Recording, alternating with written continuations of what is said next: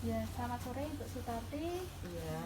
Sebelumnya perkenalkan Ibu, saya Andrea Octaviaristi, merupakan KKN di Universitas Jenderal Ahmad Yani Yogyakarta, yang kemarin melakukan pengkajian di rumah Ibu Sutarti ya. Iya. Di sini Ibu mengatakan bahwa Ibu itu untuk KB-nya itu ini apa 2 bulan Sekali, ya, 2 bulan sekali mesnya ya Bu ya. Baik, jadi di sini nanti saya akan memberikan penyuluhan ya Bu ya untuk mengenai efek samping KB implan. Kemarin pakainya implan ya Bu ya. Ya, itu nanti mungkin waktunya sekitar 10 menit Bu. Apakah Ibu bersedia? Ya, bersedia ya Bu ya. Sebelumnya ada yang ditanyakan dulu? Ada ya. Ya, baik Ibu, ini saya berikan leaflet ya Bu ya. Nanti bisa dibaca sambil saya menerangkan ya Bu ya. Nah, untuk implan sendiri ini merupakan metode kontrasepsi hormonal ya Bu ya, yang mengandung levonorgestrel yang dibungkus dalam kapsul plastik silikon dan dipasang di bawah kulit. Dan ini tentunya efektif tetapi tidak permanen dan dapat mencegah kehamilan antara 3-5 tahun. Nah, untuk cara kerja dan efektivitasnya sendiri, yang pertama ini mencegah ovulasi. Mencegah ovulasi itu mencegah pembuahan Bu, jadi pembuahan sel telur sama sel sperma. Lalu perubahan lendir serviks, jadi mengentalkan lendir serviks sehingga mohon maaf kalau ibunya itu sedang berhubungan dan ada sperma yang masuk ke dalam rahim itu terhambat oleh lendir ini gitu. Seperti itu. Nah, untuk keuntungan dari implan sendiri ini ada banyaknya ya Bu ya. Yang pertama ini efektivitasnya tinggi, ini sampai 99%. Lalu untuk perlindungannya juga jangka panjang hingga 3-5 tahun ya Bu ya. Lalu dapat dilepas kapan saja dan cepat kembalinya ke masa subur seperti itu. Nah, dan tidak perlu mengingat ya Bu ya, kalau kita itu sering lupa gitu kalau pil sama suntik kira-kira itu. Nah, ini tidak perlu mengingat. Tahunan. Iya, tahunan, jadi nggak harus selalu mengingat. Lalu ini juga tentunya tidak mengganggu hubungan seksual ya Bu ya. Dan juga kalau misalnya ibu menyusui ini juga tidak mengganggu produksi ASI seperti itu. Nah, selain ada keuntungan, implan sendiri ini juga ada kekurangannya Bu. Yang pertama ini tidak dapat mencegah penyakit menular seksual.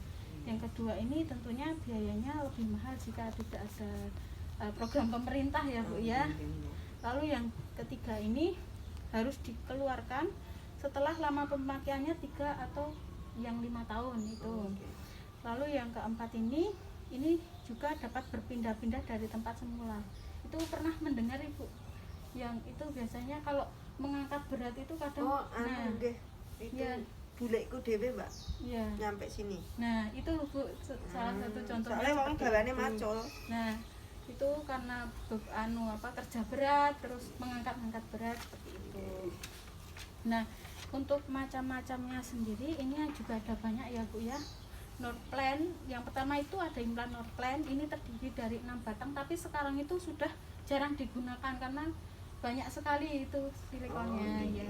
Yang kedua ini Sino implan, itu terdiri dari 2 batang. Lalu Gender ini terdiri dari 2 batang. Lalu Implanon terdiri dari 1 batang dan Nexplanon ini terdiri dari 1 batang. Nah, di sini saya akan menjelaskan efek sampingnya ya Bu ya. Yang pertama ini gangguan menstruasi.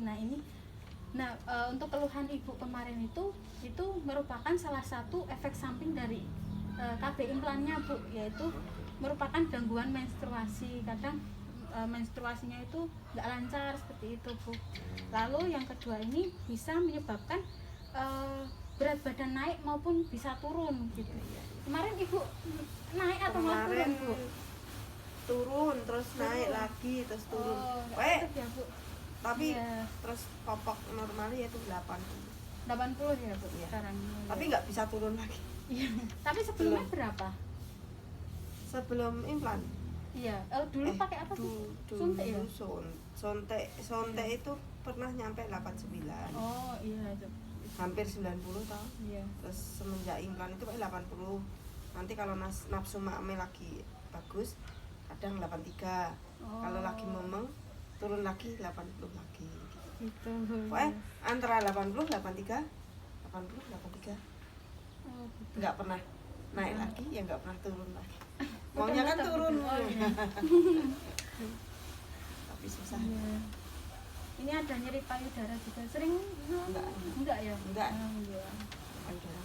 Terus biasanya ada jerawat juga Bu, kalau ini. Jerawat, nah aku memang mau jerawat. Iya Bu, biasanya genetik juga Bu. Itu biasanya sampai ibu ini mengalami depresi, ya, seperti itu. Baik, mungkin itu saja Bu. Sebelumnya ada yang ditanyakan dulu. Ini bedanya apa Mbak? 1, 2, 3 ini. Yang mana? Nah ini loh, kan lanon ki 1 batang ki bedanya apa antara 1 batang sama yang 2 batang? Nah, jadi untuk misalnya yang 2 batang ini kan ada. Kan pakai yang 2 batang. Iya. Sino ini ya Bu ya. Nggak tahu Mbak, pokoknya Sino implan ini kalau yang 2 batang itu silikonnya yang dimasukkan itu Bu. Kan kalau dimasukkan itu 2 Bu. Ibu yang berapa? 2. Nah, 2 itu biasanya seperti ini toh Bu. V gini. Ya, bentuknya V gini. Kalau efektivitasnya semua sama. Itu mencegah ovulasi, mengentalkan lendir serviks itu sama. Tapi yang perbedaannya itu tadi Bu, apa namanya? Silikonnya itu loh. Kalau yang 2 itu 2 gini, maksudnya kalau yang 1 ya cuma 1. Ya. Seperti itu. Tapi kalau cara kerjanya sama seperti itu. Sampun ya. Ya. Ya Bu, mungkin itu saja ya Bu ya, yang bisa saya sampaikan. Semoga dari yang penjelasan yang saya berikan ini bermanfaat bagi Ibu Sutarti. Ya mungkin itu saja Ibu, terima kasih atas waktunya. Ibu sudah sangat kooperatif sekali. Terima kasih Bu. Sebelumnya perkenalkan ya, nama saya Andrea Octavia Risti. Saya merupakan KKN dari Universitas Jenderal Ahmad Yani Yogyakarta. Di sini saya mau kasih penyuluhan ke Mbak Agri ini mengenai dysminor. Itu nanti untuk waktunya sekitar 10 menitan. Mbak Agri siap ya? Ya, sebelumnya ada yang ditanyakan dulu? Belum ada. Ini saya kasih lihat ya Mbak Agri. Ini nanti Mbak Agri bisa disimak sambil saya jelaskan seperti itu ya. Sebelumnya Mbak Agri pernah mendengar dysminor belum ya? Jadi dysminor itu istilah yang digunakan untuk menggambarkan keluhan kram yang menyakitkan dan umumnya muncul saat sedang haid atau menstruasi. Nah, misalnya Mbak Agri itu pada saat menstruasi itu mengalami nyeri, itu yang biasa disebut dysminor seperti itu. Nah, untuk penyebab dysminor sendiri ini ada 2 macam ya Mbak Agri. Nah, dysminor yang pertama ini namanya dysminor primer. Ini biasanya disebabkan karena peningkatan hormon prostaglandin yang diproduksi pada lapisan dari rahim. Lalu yang kedua ini dinamakan dysminor sekunder. Nah, kondisi ini biasanya ada patologi itu masalah di dalam organ reproduksinya. Misalnya ada penyakit radang panggul, lalu ada kista tumor pada ovarium, dan juga kalau misalnya yang udah menikah itu biasanya menggunakan AKDR atau KB IUD itu loh Mbak, yang dimasukkan ke dalam rahim seperti itu. Nah, untuk faktor resiko dysminor ini biasanya berusia di bawah 30 tahun. Nah, kemarin kan Mbak Agi ini kalau menstruasi kan mengalami nyeri kan Mbak. Nah, itu biasanya disebabkan karena ini adanya faktor resiko ini. Lalu ini juga terjadi karena belum pernah melahirkan, lalu mempunyai riwayat haid dalam keluarga, dan juga masa puber mulai sejak usia 2 atau ke bawah, atau biasanya disebut dengan pubertas dini seperti itu. Terus dibalik. Nah, untuk gejala dysminor sendiri ini, yang pertama itu merasakan kram atau nyeri perut itu di bagian perut bawah Mbak, biasanya di bagian perut bawah, kalau enggak di bagian punggung bawah sini, atau enggak pada bagian paha dalam seperti itu. Nah, nyeri hati ini sendiri itu biasanya dirasakan pada hari 1 maupun kedua hari sebelum maupun awal pada menstruasi. Itu biasanya dirasakan secara langsung seperti itu ya Mbak. Lalu untuk bagaimana untuk mendiagnosis dysminor, itu yang pertama itu bisa didiagnosis menggunakan USG atau ultrasonografi. Nah ini biasanya yang buat tes kehamilan itu Mbak, itu bisa dilihat dari situ. Lalu dilihat dari laparoskopis. Laparoskopis ini dilakukan pembedahan, itu biasanya pembedahan pada perut itu dilakukan di bawah pusar itu Mbak, pudel itu nanti disobek, lalu ada alat yang masuk gitu untuk mengetahui di dalam.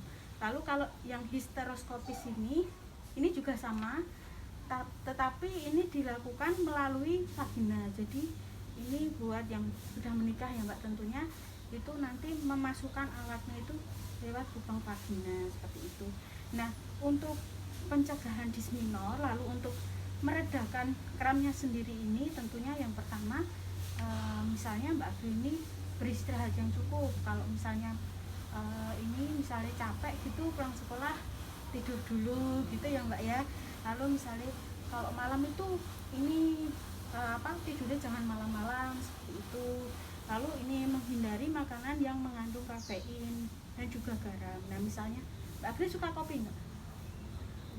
Enggak banget ya. Kalau teh? Enggak juga ya. Oh ya. Nah itu bisa dari menghindari makanan mengandung kafein, lalu enggak ngerokok, enggak alkohol kan.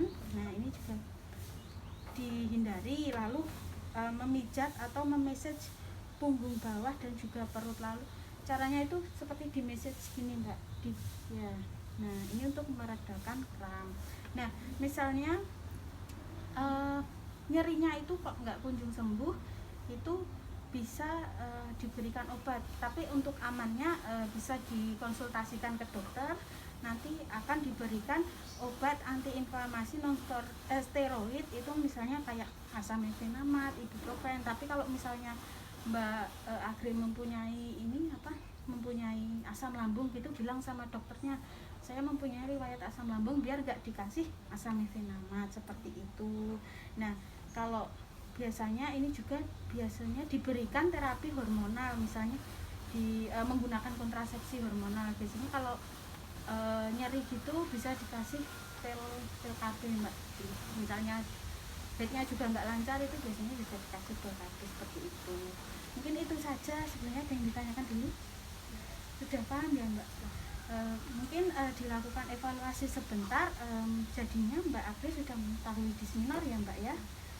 Coba jelaskan sedikit aja disminor itu apa? Iya.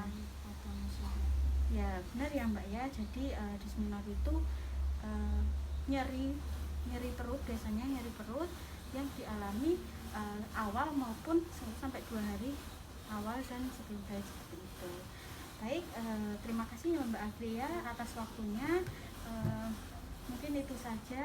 Terima kasih sudah berkonsisten seperti itu Mbak. Terima kasih Mbak. Baik Pak, sebelumnya perkenalkan ya Pak ya, saya namanya Andrea. Saya merupakan KKN dari Universitas Jenderal Ahmad Yani Yogyakarta. Pak Suryono. Pak Suryono ya. Nah Pak, di sini saya ada penyuluhan Pak mengenai bahaya merokok. Ini kan bapaknya merokok gitu ya. Ini saya nanti memberikan penyuluhan, Bapak mendengarkan sembari saya kasih leaflet sambil dibaca ya Pak nggih. Nah, nanti untuk waktunya mungkin sekitar 10 menit. Bapak bersedia nggih? Ya, sebelumnya ada yang ditanyakan dulu? Belum ada? Enggak ada. Ya, belum ada nggih. Baik. Nah, di sini ini saya langsung ke bahan-bahan rokoknya sendiri ya Pak ya. Nah, bahan rokok itu banyak Pak. Yang pertama ini ada nikotin, ada karbon monoksida, ada tar, ada aseton, ada arsenik, ada vinil klorida dan lain-lain tentunya ya Pak ya. Yang pertama ini saya akan membahas mengenai bahayanya sendiri ya Pak ya, dan penyakit yang ditimbulkan dari merokok tersebut. Yang pertama ini dapat menyebabkan rambut rontok Pak, lalu bisa menyebabkan mata katarak dan juga kulit keriput, hilangnya pendengaran, kanker kulit, varises ya Pak ya di giginya, lalu terus tentunya kerusakan pada paru-paru ya Pak ya, atau mengalami gangguan pernafasan seperti itu ya Pak ya. Lalu ini juga beresiko tinggi terkena kanker paru-paru dan juga jantung, tukak lambung atau biasa disebut dengan asam lambung seperti itu Pak. Nah ini bagaimana cara berhenti merokok dan cara menghindarinya. Nah yang pertama ini bisa dengan cara berhenti secara mendadak, tetapi sepertinya sulit ya Pak ya. Susah ya. Jadi bisa kita caranya itu dengan menunda secara perlahan ya Pak ya. Misalnya setiap hari biasanya berapa batang Pak sehari? Sehari ya paling 6 sampai 7. 6 sampai 7 ya Pak. Misalnya bisa dikurangin gitu Pak, seharinya itu 5 atau 4 seperti itu. Yang penting Pak. berkurang, tapi dikit-dikit. Memang kalau langsung kan sulit ya Pak. Susah. Ya memang iya seperti itu. Nah, untuk cara menguranginya sendiri ini yang pertama mengurangi jumlah rokoknya tadi, lalu